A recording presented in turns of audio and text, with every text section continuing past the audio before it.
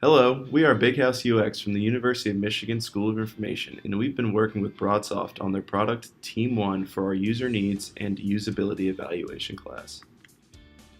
Team 1 is a tool for office professionals to collaborate at work. Its main features are creating and maintaining workspaces, sharing documents, notes, and tasks, and initiating audio and video calls. We conducted research over 3 months and used several methods to assess the usability of Team 1 to offer actionable recommendations for improvement.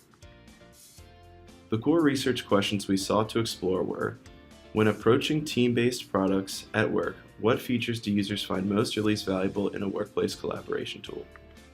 And are Team 1 users able to intuitively execute core use cases of the product?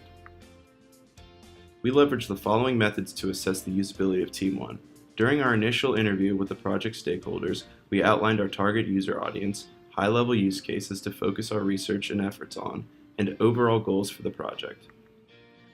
Then we dove into the product to create an interaction map of all the available screens and functionalities. This gave us a comprehensive view of the product and allowed us to identify initial areas for exploration. We conducted interviews with 5 office professionals. This allowed us to explore how people work and what tools they use to collaborate. We analyzed 14 direct, partial, indirect, and analogous competitors to understand the overall comparative landscape. Then we designed a survey of current Team 1 users to help identify what features users find most or least valuable. Our research team then conducted 5 usability evaluations based on Jacob Nielsen's 10 usability heuristics.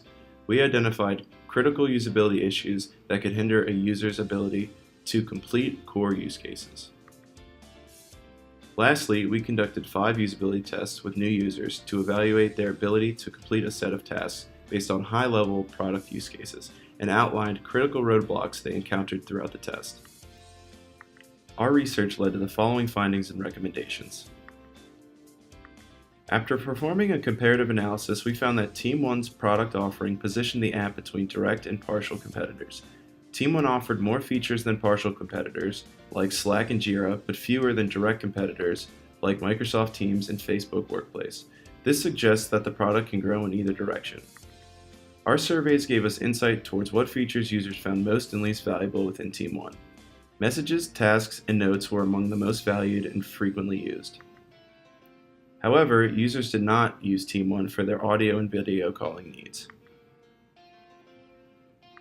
Based on additional insights from our interviews, we think there is an opportunity to further enhance Team 1's task management feature by providing a way to track project progress across team members.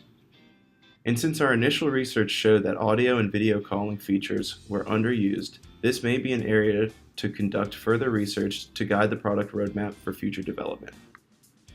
Over the course of our analysis, we found that new users get lost in Team 1. First-time users struggled with grasping how the various panels in Team 1's multi-layered left-side navigation reacted to their clicks, especially when they didn't have a grasp on what their current window was. We also found that some labels and icons in the navigation did not help users quickly grasp the concept they represented. The 2 most notable instances of confusion were related to workspaces. In one place, they're referred to as teams, while elsewhere they're labeled as workspaces. There are also instances in Team 1 that seem to display actions for users to take where the system actually does not allow. For example, a user's All page looks the same as any other workspace, yet functions such as messaging and adding attachments are disabled, confusing users as to where they are and what they are able to do. We think a few improvements can be made in order to reduce the learning curve for first-time users. First, active windows should be highlighted more and done so uniformly. More research should be conducted to explore how users believe panels should react to a click on the navigation. Additionally, we recommend maintaining consistency in label names. The decision should be made of whether Teams is used or Workspaces is used to represent the space where people collaborate with each other. Lastly, any functions that appear to be interactive but are not should be eliminated to avoid user confusion. Also, the usefulness of the All page should be explored. If it is found to be valuable to users, it should be redesigned to look visually distinct from a workspace since it does not offer the same functionality as one. Our third finding was that Team 1 does not give users adequate control over the content they submit to shared workspaces. This becomes an issue during actions such as creating tasks or uploading files when the system's autosave functionality generates individual chats each time a user adds additional details. This autosave feature creates clutter within the workspace and leads to confusion for users who are unsure if their action has been successfully completed. Lastly, the fact that users have to reopen items to add key details is inefficient and inconvenient. To address these issues, we recommend that Team 1 provides their users with more control over what they submit to the platform. Team 1 could make further use of modals or pop-ups for data entry and add submit buttons to actions like file upload and task creation. This will allow users to provide more details to the items they are creating prior to submitting them and reduces clutter in workspaces. This will mimic design elements from other parts of Team 1 and make for a more consistent user experience. When contemplating next steps, the recent acquisition of Broadsoft must be taken into account. How should Team 1 fit into Cisco's suite of products? We previously identified that Team 1 might want to think about the competitive landscape and decide if they want to focus more on providing a more comprehensive product with a wide range of feature sets, or if they would rather prioritize enhancing the features of a smaller set of use cases. This decision will inevitably shape the product strategy moving forward. In terms of opportunities for further research, we recommend gathering more external customer data and feedback.